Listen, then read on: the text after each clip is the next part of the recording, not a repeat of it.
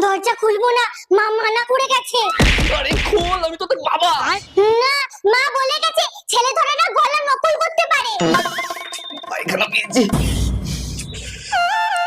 এই আমি তোদের জন্য চকলেট চিপস আনি না, দেখ আজকেও এনেছি। জানতাম, মা বলে গেছে তো ছেলে ধরে না বাচ্চাদের চকলেট দিয়ে লোভ দেখায়। কি কি শিখিয়ে রেখেছে। এই তোর কাছে ফোন আছে না, ফোন কর। বাবার নাম্বার বলো। লেখ 956123।